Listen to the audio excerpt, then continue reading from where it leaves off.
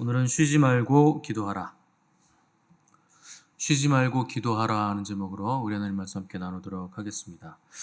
지난 시간에 항상 기뻐하라는 하나님의 뜻을 나눴는데 기뻐하는데 항상 기뻐할 수 있는 것은 어떤 환경이나 조건이나 어떤 문제들 때문에 우리가 기뻐하는 것이 아니고 다시 오실 우리 주님에 대한 소망 때문에 우리가 항상 기뻐할 수 있는 것이고, 그래서 초대교회를 보시면 오순절 성령 강림 이후에 교회가 탄생했을 때 그 자기들이 가진 것을 전부 다 서로 나누고 통용하면서 크게 기뻐했다 그랬습니다. 그러니까 물질을 나누고 쓰고 통용하면 손해 보는 거죠. 내게 나가는 것이기 때문에 분명히 계산기를 두드려 보면 분명하게 손해인데 크게 기뻐했다고 되어 있어요. 그러니까 손해 보면서 기뻐할 수 있는 이유, 내 것이 다 나가면서도 기뻐할 수 있는 이유는 하나님 때문에 그런 것이고 우리 주님 때문에 그렇게 우리가 기뻐할 수 있다는 겁니다. 환경이나 상황이나 뭐 여러 가지 여건들이 우리 기쁨의 여건이 될 수 없다는 거죠. 오늘 본문에서 두 번째 하나님의 뜻이 나오는데 쉬지 말고 기도하라는 겁니다. 뭐 아마 기독교 신앙 가운데서 기도를 빼면 신앙생활이 무너질 만큼 기도는 굉장히 중요한 것이고, 사실 뭐 기독교뿐만 아니라 모든 종교에서 기도는 필수적인 신앙의 요소죠. 뭐 우리가 선교를 저번 주에 다녀왔는데 여러분들이 여기서 기도해 주지 않으셨으면 굉장히 어려웠을 겁니다. 그러니까 많은 분들이 오셔서 기도하시고 또 중보하시고 그래서 큰 힘이 됐는데, 이처럼 내가 나만을 위해서 기도하는 것이 아니고 또 교회를 위해서 기도하고 또 우리 공동체 옆 사람을 위해서 기도하고 또 국가적인 큰 일이 있을 때도 기억하고 또 기도하고 또 세계를 위해서도 우리가 기도할 수 있는 거죠. 또 하나님의 나라와 그 뜻이 하늘에서 이루어진 대로 이 땅에 이루어질 수 있도록 또 기도를 해야 되는 거죠. 근데 애석하게도 과거의 한국 교회와 지금의 한국 교회를 비교해 봤을 때 뭐가 가장 큰 변화인가 가만히 생각해 보면 여러 가지가 있겠지만 사실 기도하는 모습들이 굉장히 많이 사라졌다 하는 것을 우리가 쉽게 알 수 있습니다. 그러니까 우리가 예배를 드리지만 예배는 기도하는 게 아니죠.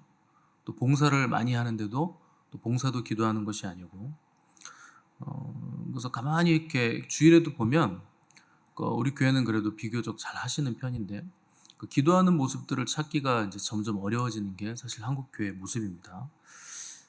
예전에는 뭐 하루 종일 교회에 있으면서 예배드리고 또 성전에 남아서 기도도 하고 또 성경도 보고 여러 가지 일들을 했었는데, 요새는 이제 교제들은 또 잘 하시고 인사들 잘 하시고 양육도 잘 받으시고 하는데 잠잠히 기도하는 모습은 찾기 힘들어요. 물론 우리 교회는 기도 처소가 없기 때문에 현실적으로 어려운데, 만약에 이제 교회가 옮겨져가지고 기도 처소가 생겼어요. 그러면은 과연 주일에 몇 명이나 기도를 할 것인가 생각해 보면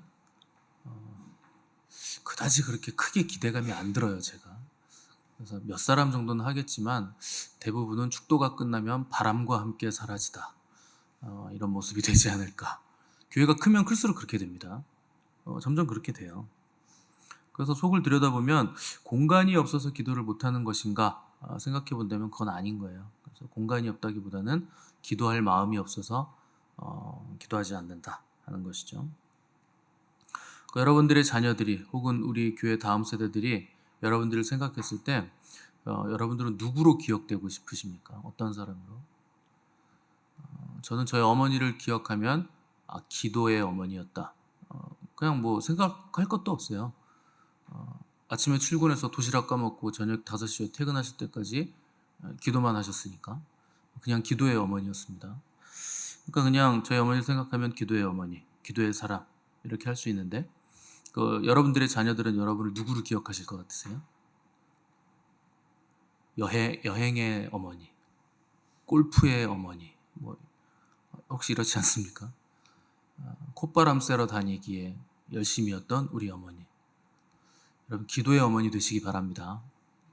자녀를 위해서 해줄 수 있는 거 돈 많이 주는 거 아니에요. 여러분들 기도해 주시는 거예요. 그래서 그 기도가 자녀를 여호와의 기업되게 하는 거죠. 그래서 우리 윗세대는 기도하는 세대였습니다. 우리 위와 그 윗세대 이제 기도하는 세대였죠. 그래서 다음 세대들이 복을 받은 거예요. 그 윗대에서 기도를 많이 해줬기 때문에. 그러면 우리의 다음 세대는 복을 받겠습니까? 우리 때문에? 그 기도가 그들에게 복이 될 텐데. 그래서 한국교회 여러 가지 문제가 있지만 가장 심각한 문제는 그 기도의 자리가 줄어들고 있다는 것이 가장 심각한 문제죠. 그래서 오늘 본문에서 바울은 쉬지 말고 기도하라 그랬는데, 이 쉬지 말고가 아디알레이토스라는 헬라어예요. 중단 없이, 끊임없이라는 뜻입니다. 끊임없이, 중단 없이 기도하라 그러면 이게 이제 상당히 부담스럽죠. 그리고 눌림이 되죠. 어떻게 끊임없이 기도할 수 있는가? 밥도 먹어야 되고, 화장실도 가야 되고, 친구도 만나야 되고, 일도 해야 되고, 설거지도 해야 되고, 빨래도 해야 되는데 어떻게 계속 기도를 하나? 눌림이 되죠. 사실 쉬지 말고 기도하라는 건 눌릴 문제가 아니라 누림의 문제입니다. 기도는 눌림이 아니에요. 이건 하나님과의 누림이에요. 관계성이기 때문에 기도는. 왜 끊임없이 기도해야 되느냐? 왜 쉬지 말고 기도해야 되느냐? 하나님의 뜻과 반대되는 생각이 우리 안에서 끝도 없이 쉬지 않고 올라오기 때문에 그래요. 그걸 기도로 누르라는 거예요. 본성이 부패했기 때문에 사람은 숨 쉴 때마다 하나님 아닌 것들이 계속 올라옵니다. 쉬지 않고 올라오기 때문에 쉬지 않고 기도해야 된다는 거예요. 그래서 하나님 아닌 것으로 살려고 하는 본성의 부패함이 우리 안에 있기 때문에 끝도 없이 쉬지 않고 올라오기 때문에 쉬지 말고 기도를 통해서 이겨나가라는 거죠. 인생에 필요한 모든 좋은 것들은 빛들의 아버지인 우리 하나님의 빛으로부터 내려옵니다. 그러니까 하늘의 빛으로 내려오는 거예요. 근데 하나님의 빛은 보이지 않습니다. 그 세상의 빛처럼 보이는 빛이 아니에요. 그래서 보이지 않는 빛을 보기 위해서 여러분들이 하시는 게 기도입니다. 그 기도의 첫 자세는 눈을 감는 거잖아요. 보이는 것을 보지 않겠다는 뜻입니다. 보이는 빛에 휘둘리지 않겠다. 보이는 것을 따라가지 않겠다. 그 눈을 감는 것의 의미죠. 그래서 이 보이는 빛을 차단해야 우리가 보이지 않는 빛을 볼 수 있는 거예요. 그래서 기도라는 거는 근본적으로 보이는 빛을 차단하는 겁니다. 세상의 빛을 차단하는 거예요. 근데 이제 문제는 보이는 빛을 차단하기 위해서 눈을 감았는데 보이는 빛을 차단해 놓고 보이는 빛을 위해서 기도하시는 분들이 계세요. 우리 자식 잘 되게 해주세요. 누구 사업이 잘 되게 해주세요. 이런 것들을 이제 목매서 기도하시는 분들 계시는데, 보이는 것을 위해 기도하면 필요합니다. 신앙이 어릴 땐 그런 기도 필요하죠. 근데 기도를 계속 하시다 보면 보이는 것들에 대한 기도가 사라진다는 거 알 수 있습니다. 기도를 계속 깊이 들어가면 나중에는 내가 추구하는 욕망들이 다 사라져요. 성령님께서 기도를 바꿔주세요. 그래서 보이는 것을 위해서 기도하지 않고, 보이는 빛을 추구하기 위해서 기도하지 않고, 보이지 않는 하나님의 빛을 위해서 기도가 점점 바뀌어지는 것을 우리가 알 수 있게 되죠. 그러니까 보이는 것을 위해 기도하면 결국 헛된 기도를 하고 있는 셈입니다. 보이는 걸 자꾸 추구하면 헛된 기도예요. 왜냐하면 보이는 것은 짐이 돼요. 나에게 짐이 됩니다. 결국 그걸 추구하고 그걸 위해서 기도하면 점점 무거워지는 거예요. 점점 더 죽을 맛인 거죠. 그래서 여러분들 앞날이 열리려면 보이지 않는 빛을 추구하셔야지 세상에 보이는 것들, 보이는 빛들, 반짝반짝거리는 것들, 이런 것들 따라다니시면 안 되는 겁니다. 그래서 교회도 마찬가지예요. 교회가 부흥이라는 걸 이제 자꾸 얘기를 하는데, 부흥이 뭔지에 대한 그 개념부터 정립을 해야 되겠지만, 보이는 빛을 추구해서 부흥을 하려고 하면 열리지 않습니다. 그건 부흥이라고 할 수도 없어요. 사람 많이 모인다고 부흥인 것도 아니고. 그래서 하나님의 보이지 않는 빛을 추구해야 되고, 또 가정도 개인도 그 인생이 열리려면 반드시 하나님의 보이지 않는 빛을 위해서 추구하고 그것을 위해서 기도를 해야 되는 겁니다. 세상이 자랑하는 건 다 보이는 거예요. 그래서 세상은 내용으로 자랑할 것이 없기 때문에 크기와 규모로 자랑을 하는 거예요. 우리 이렇게 커, 이렇게 많아, 이런 규모, 이런 걸로 이제 자만하고 과시하고 계산하는데, 나중에 보이는 모든 것들은 전부 다 소멸돼서 어둠으로 떨어지게 돼 있습니다. 그걸로는 우리의 자랑이 될 수 없는 거예요. 하나님이 만약에 하나님을 자랑하시려고 했다면 하나님이 지성소에 계실 이유가 없어요. 마당에 계셔야죠. 마당이 다 보이는데, 햇빛이 비춰가지고 다 훤히 보이는데 하나님 거기 계셔야죠. 근데 하나님 거기 안 계세요. 하나님 지성소 깊은 어둠 속에 계십니다. 보이지 않는 곳, 아예 빛이 없는 캄캄한 곳에 하나님의 자리가 있어요. 마당에는 뭐 여러 가지가 있잖아요. 사람들도 많고 번제단도 있고 물두멍도 있고 뭐 바깥에 이렇게 기둥도 다 세워놨고 천막으로 가려놨고 태양빛이 거기를 환하게 비치니까 다 보이죠. 근데 거기 안 계세요. 그럼 성소에 들어가면 계시냐? 거기도 안 계세요. 성소에도 뭐가 많잖아요.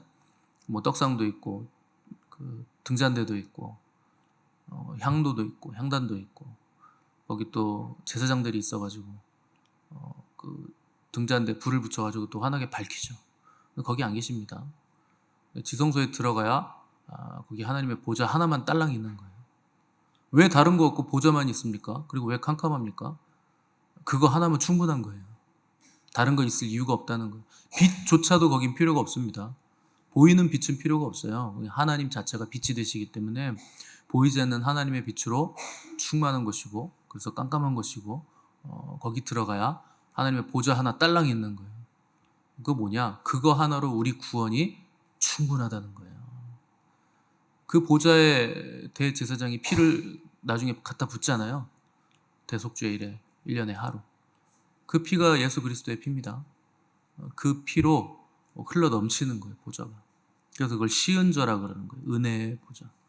무슨 은혜길래 거기 피가 흘러야 됩니까? 예수 그리스도가 죽는 은혜이기 때문에 피가 흐르는 은혜의 보좌라는 거예요. 무슨 은혜가 이렇게 피를 흘려야지 은혜가 될까 싶겠지만 피 흘림이 없이는 죄사함이 없습니다. 그래서 그 보좌 하나로 충만한 곳, 충분한 곳, 거기 들어가라는 거예요. 그래서 이 캄캄한 곳에 들어가 있는 사람들, 그것을 경험한 사람들이 그 인생을 성공하는 거지 보이는 거 자꾸 쫓아다녀봐야 소용없습니다. 여기서는 성공했다는 소리 들을 수 있을지 모르지만 이 인생이 끝나고 난 뒤에 영원의 세계에 들어가서는 그게 성공이 될 수 없다는 거예요. 그래서 보이지 않는 빛 가운데 오래 거한 사람들, 지성소에 머무는 사람들, 그 사람들이 인생의 성공자들이에요. 그래서 사람은 움직이는 것만큼 형체가 이루어지기 때문에 여러분들이 뭐 뭔가를 성공하고 싶으면 그걸 위해 계속 움직이면 성공합니다. 그거는 심은 대로 거두는 법칙이기 때문에 당연한 거예요. 나는 공부를 잘하는 걸로 성공할 거야. 주구장창 공부하시면 성공해요. 쉽습니다. 심은 대로 다 거둬요. 나는 물질을 많이 벌 거야. 그러면 물질을 위해서 움직이시면 돼요. 그래서 세상에서 잘 되고 높아졌다는 건 그만큼 세상에서 많이 움직였다는 뜻입니다. 반대로 세상에서 성공을 못했다? 많이 안 움직였다는 뜻이에요. 게으름 부렸다는 뜻이에요. 남들만큼 하지 않았다. 그러니까 성공을 못한 거죠. 근데 영적인 것도 마찬가지입니다. 제가 교회에서 새벽 예배를 아무리 강조해도 나오는 사람만 나오지 안 나오는 사람은 안 나옵니다. 아무리 강조해도 안 나와요. 왜냐하면 나오고 싶어도 에너지가 없어요. 세상에서 많이 움직였기 때문에 남아있는 에너지가 없는 겁니다. 그래서 못 나오는 거예요. 그래서 바쁜 사람들은 절대 기도하지 못합니다. 근데 루터가 뭐라 그랬느냐? 종교개혁을 일으킨 루터가 나는 너무 바빠서 기도합니다. 그랬어요. 그러니까 바쁠수록 기도한다는 거예요. 그걸 여러분들이 놓으면 안 된다는 겁니다.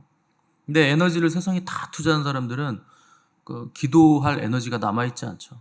그래서 하나님이 분주하고 바쁜 사람은 쓰실 수가 없는 거예요. 사용하고 싶어도 하나님이 사용하고 싶은데 쓰고 싶은데 뭐 쓸 에너지가 없으니까 그러니까 빌빌빌 거리고 있는데 뭐 어떻게 갖다 씁니까?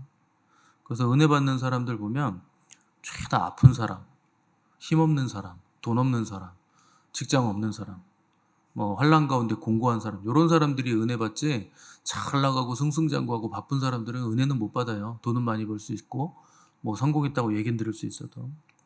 예전에 우리 스승님은 그때 제가 사업할 때인데 바쁜 거 가지고 맨날 뭐라 그러셨어요. 그래서 뭐 인생 열심히 살아야지 그럼 뭐 놀면서 살까요? 제가 속으로 그렇게 생각을 했는데 이제 무슨 말인지 나중에 알아요. 나중에 젊었을 때는 아니 바쁘게 살아야지 그럼 뭐 게으르게 살까 이런 생각을 했었는데 하나님이 쓰시지 못할 만큼 바쁘면 안 된다는 뜻입니다. 하나님께 나를 내어드릴 수 없을 만큼 바쁜 건 그건 복이 아니라 저주예요. 아무리 성공해도 그건 뭐 별 볼 일 없는 겁니다. 그래서 어려운 상황이면 은혜를 잘 받아요. 하나님 앞에 나갈 수 있는 이제 여건이 됐기 때문에. 근데 어려운 상황인데도 은혜 못 받는 사람들이 있어요. 어렵고 힘들고 괴롭고 뭐 실패했는데 왜 은혜를 못 받느냐? 교회 와가지고 나는 어렵고 힘들고 실패했으니까 교회가 나를 좀 안 도와주나? 누가 나를 좀 안 도와주나, 뭐 좀 안 주나, 누가 날 위해서 기도 좀 많이 안 해주나. 이제 이런 사람들은 은혜를 못 받습니다. 자기가 하나님을 만나야 되는 거예요. 기도라는 건 관계성 아닙니까? 하나님과 나와의 관계성이기 때문에 내가 만나야 되는 거예요. 교회는 뭐 NGO 단체도 아니고 밥 퍼주는 데도 아니고 사회사업 하는 데 아닙니다. 교회는 뭐 하는 곳이냐? 만민이 기도하는 집이에요. 여러분들이 기도하는 곳이 교회입니다. 교회가 뭘 해주기를 절대 기대하지 마세요. 교회가 여러분들에게 해줄 수 있는 건 교회 구조 안에서 예수 그리스도를 만나게 해주는 거. 그게 전부입니다. 말씀을 주고 또 기도할 수 있게 해주고 세상으로 가지 않고 주님 앞으로 인도해 가는 거. 그게 교회가 해주는 모든 것이에요. 나머지는 여러분들이 선택하는 문제지 교회가 뭐 이걸 해주고 저걸 해주고 그런 거 기대하시면 안 되는 거예요. 그래서 구약성경 열왕기상 8장에 보시면 솔로몬이 이제 성전을 지어가지고 봉헌했을 때 굉장히 감동적인 기도를 했는데, 하나님, 우리가 하나님을 어떻게 이 건물 안에 가두겠습니까? 하늘 위에 하늘이라도 하나님을 담아낼 수 없을진데 어떻게 내가 지은 이 건물 안에 하나님이 계시겠습니까? 다만 제가 간구하옵는 것은 우리가 이 성전에서 하나님께 기도하면 하나님은 하늘에서 들으시고 그 기도에 응답을 해주십시오. 그리고 우리가 혹시 하나님께 패역하고 잘못해서 우리가 두들겨 맞아가지고 전쟁에 져서 어디 이방 나라로 끌려가면, 그렇게 끌려갔을 때 우리가 이 성전을 향해서 기도했을 때 하나님 좀 들어주셔서 우리의 기도대로 응답하시고 우리를 다시 이 성전으로 돌아올 수 있게 그렇게 좀 응답해 주십시오. 이렇게 기도를 드립니다. 다니엘이 그래서 포로로 끌려갔을 때 창문을 열고 성전 쪽을 향해서 기도하잖아요. 그게 이 솔로몬의 기도 때문에 그런 거예요. 성전을 향해서 기도하면 하나님이 들어주신다. 그리고 또 이 땅에 기근이나 전염병이나 재앙이 닥쳤을 때 이 성전을 향해서 손을 펴고 기도하면 주께서 하늘에서 들으시고 회복시켜 주십시오. 솔로몬이 이런 기도를 드립니다. 솔로몬이 기도를 그렇게 하고 나니까 하나님이 꿈에 나타나세요. 기브아에서 1000번째 드렸을 때도 꿈에 나타나셨는데, 이제 성전 봉헌 기도를 드렸을 때 그날 밤에 하나님이 또 솔로몬에게 꿈에 오셔서 내가 너의 기도대로 내가 나의 이름을 이 성전에 두며 나의 눈길과 마음이 항상 거기 있을 것이라, 이렇게 축복을 해주십니다. 이게 성전이고 이게 교회입니다. 여러분들이 교회고 성전이니까 하나님이 안에 계시기도 하지만 또 우리 교회, 이 교회 예배당 자체가 또 하나님이 거기에 이름을 두시고 마음을 두시고 눈길을 주시는 장소라는 거예요. 그래서 교회가 있다는 건 말할 수 없는 기쁨이고 행복이죠.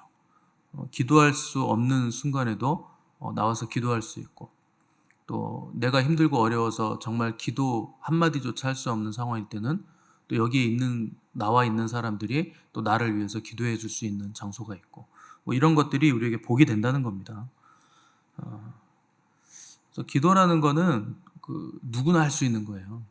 아무리 힘들어도 내가 입술 한 단어도 떼기 힘들다, 상관없어요. 기도는 겉사람의 활동이 아니고 속사람의 활동이기 때문에 속으로 얼마든지 기도할 수 있습니다. 그래서 바울이 쉬지 말고 기도하라 그러잖아요, 본문에서.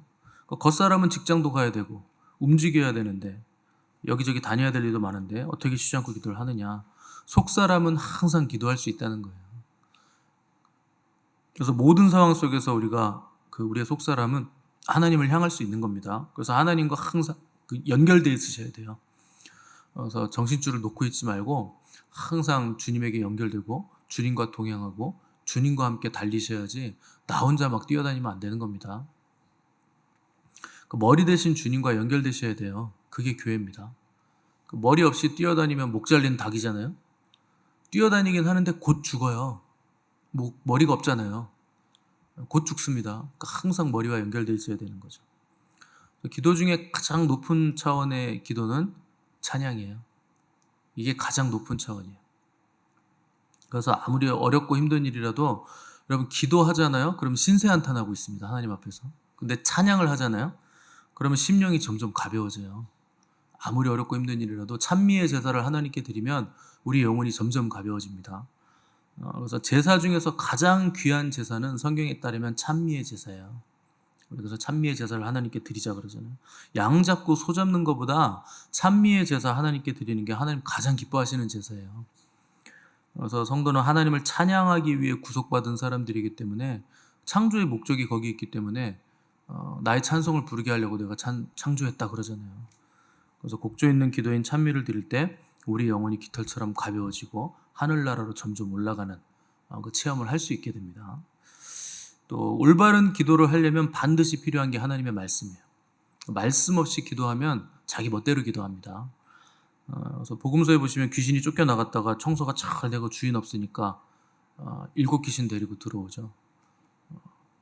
7귀신 데리고 들어왔으니까 도합 8귀신 들어온 거예요. 8이라는 건 히브리적 개념에서 새로운 시작이라는 뜻입니다. 그래서 7이 안식이고 8일째 되는 날은 새롭게 시작하는 날이잖아요. 그래서 8은 새로운 시작이에요.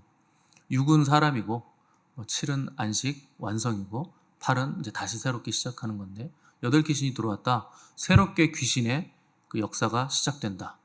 그래서 8귀신이 들어온 거죠. 왜 그런 일이 생기느냐? 말씀이 나를 채우지 않았기 때문에, 말씀이 나의 주인 되지 않았기 때문에 귀신이 다시 들어온다는 거예요. 항상 우리가 말씀으로 채워야 되고 말씀을 따라서 기도해야지 그 말씀 없이 기도하면 이상한 기도합니다. 전혀 비성경적인 기도하는 사람들이 많은 거예요. 말씀을 읽고 듣고 붙들면서 기도해야 되는데 그렇게 안 하기 때문에. 또 쉬지 말고 기도하는 방법은 무시로 성령 안에서 기도하는 겁니다. 바울이 그래서 무시로 성령 안에서 기도해라. 이게 이제 쉬지 말고 기도하는 방법인데, 이거 이제 성령 안에서 기도한다는 건 바울의 표현에 따르면 이건 방언기도 얘기하는 겁니다. 그래서 방언을 많이 하셔야 돼요. 그래서 바울은 마음으로 기도하고 성령으로 기도하고 마음으로 찬양하고 성령으로 찬양한다 이렇게 얘기를 했는데, 마음으로 하는 건 말로 한다는 거고 자기 생각으로 말로 한다는 거고 성령으로 한다는 건 방언으로 한다는 겁니다. 그러니까 방언으로 찬양한다면 방언 찬양도 했다는 거예요, 바울은. 그래서 마음과 성령 그 두 개를 다 한다는 거죠. 그래서 방언으로 기도하는 게 성령으로 기도하는 건데, 그 방언은 얼마든지 다른 일 하면서도 할 수 있습니다. 그 소리를 내지 않아도 속으로도 방언할 수 있어요. 방언을 오래 하시다 보면 그냥 소리 안 내도 속으로 방언 기도가 돼요. 해보시면 압니다. 그래서 쉬지 않고 기도할 수 있는 방법은 방언 기도가 제일 적절하죠. 가장 많이 할 수 있는 기도죠. 그 방언 기도를 많이 하면 그 울타리를 쌓는 거예요. 보호를 해주는 거죠. 그 울타리가 있어야 세상에 방해를 이제 받지 않는 거고 세상에 물들지 않는 거죠. 그래서 이렇게 주변에 이렇게 안 좋은 사람들이 많이 있을 때 여러분 속으로 방언하셔야 돼요. 내가 저기에 물들지 않도록, 또 공격 당하지 않도록, 내 영혼이 또 해를 입지 않도록 계속 그렇게 울타리를 쌓으셔야 됩니다. 그 여러분 어떤 일이 사건이 터지면 그때 울고불고 막 기도하시잖아요. 그럴 필요 없어요. 평소에 방언 기도를 많이 해두시면 돼요. 미리 막는 게 지혜로운 거지 꼭 사건 터져야지 아이고 하나님 살려주세요 이렇게 하는 건 그 어리석은 겁니다. 미리 그냥 다 막을 수 있는 거예요. 방언 기도를 많이 해놓으시면. 그래서 일이 터지고 나서 우왕좌왕하지 마시고 평소에 기도를 많이 쌓아두셔야 됩니다. 그래야 그 울타리가 견고해지는 거예요. 그래서 사람이 기도 안 하고 보이는 것에 끌려다니면 그 인생을 다 낭비하고 자기 사명을 못 이룹니다. 성경 공부 많이 하고 성경 천독 읽어도 소용없어요. 기도하지 않으면 아무 소용없어요. 그 성경을 읽고 성경 공부를 많이 한다는 건 그 지식적으로 많이 쌓았다는 거예요. 지식으로는 변화되지 않습니다.